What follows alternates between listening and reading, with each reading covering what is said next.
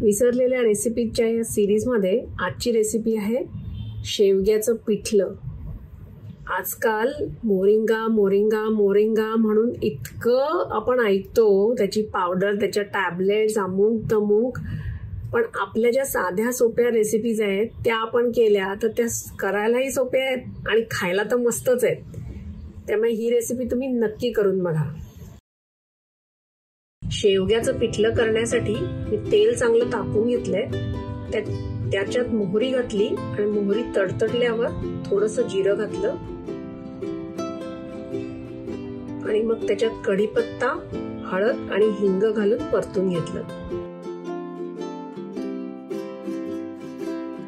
मग त्याच्यात घातला बारीक चिरलेला मध्यम आकाराचा एक कांदा।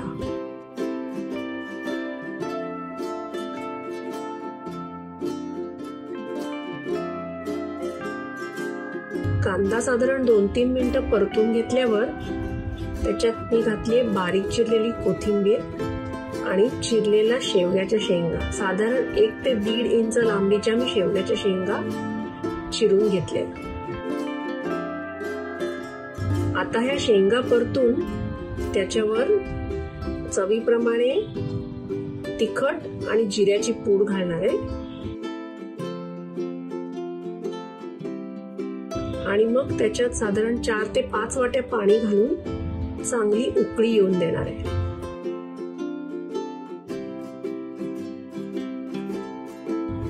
याच वेळी मी त्याच्यात मीठ आणि चवीप्रमाणे साखरही घातली चिमूटभर, पण ते शूट करायला विसरले।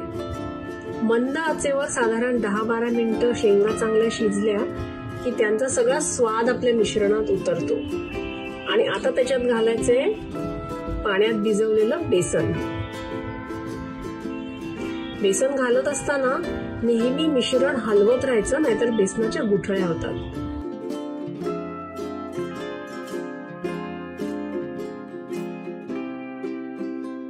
एकदा छान एकत्र करून घेतल्यावर मंद आचेवर अजून 5-7 मिनिटं शिजून द्यायचंय आणि आपलं शेवग्याचं पिठलं तयार आहे। गरम गरम भाताबरोबर इतकं मस्त लागतं हे पिठलं, तुम्ही नक्की करून बघा।